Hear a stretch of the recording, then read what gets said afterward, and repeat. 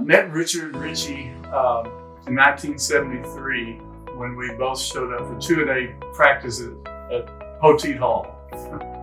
And he was coming from playing football up in Mineral Wells, Texas. He always called it God's country. And I was coming from a Coastal Bend high school, Gregory Portland. Richard immediately knew he was into football. He had a bumper sticker that said, that football, America's sport.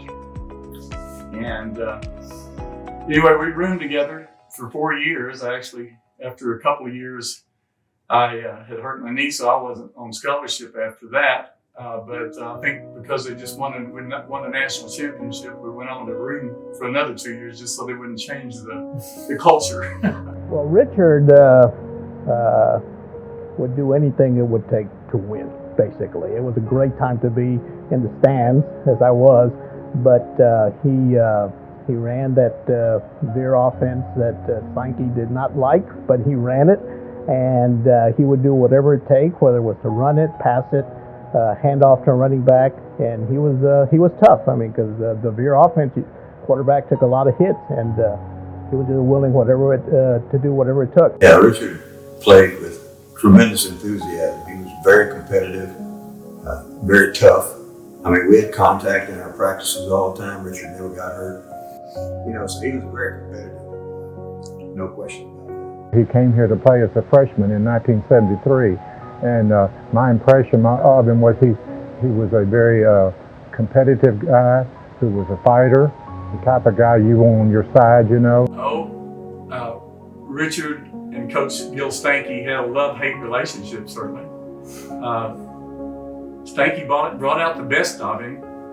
Sometimes, to his chagrin, he would berate him on the sideline, and Richard would go out and prove him wrong and take it to the next level. He's always the type of guy that, like I say, you enjoyed talking to because he's a real winner, and he's just the type of individual you like. My favorite thing as a player here, I think, was the fact that he, of course, had the 39-0 record, and then had the 3 national championships, but also he was an academic All-American as well, and he was initiated into Alpha Chi Honor Society, which is a tremendous distinction to belong to that. And so he was the all-around person. He was the all-around guy. Richard, in my opinion, and I'm sure different people would have different opinions of what they would say, but to me, he was the model student athlete. He was a leader on the field. Of course, his accomplishments, too many to name, 3 national championships. But he was also a great academics. He concentrated on the academics. He told me once that his dad would come fly to watch him play, and his dad never asked him about football. It was always, how are your grades? Well, I remember him as really a fine young man, and a fierce competitor, and he prepared very well for every game. So, I mean, my memories of Richard are all good. Someone that was just winning was a way of life. It was contagious. All of a sudden, the players and the coaches realized that we had someone that was a leader. And it was contagious with the fans. It was contagious with the student body, the city of Kingsville, the leadership there at Texas A&I at the time. And it took A&I to a level that was maybe never seen before. Well, his legacy here will last forever.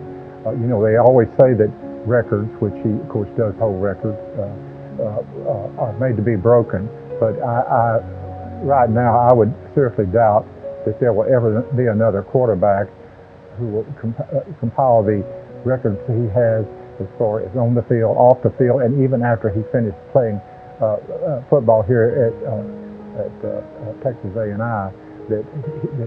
I doubt that what he has accomplished is going to be extremely difficult for anybody to ever do. So it's just he'll be a legend forever, I think, with Javelina. He brought a culture of winning to Texas A&I at the time, Texas A&M University. And that continues today. We see it, and it gives us, I think, a chance for the university to excel again someday. Looking at people like Richard that believed in what we were doing and took it to a level that we'd never seen before.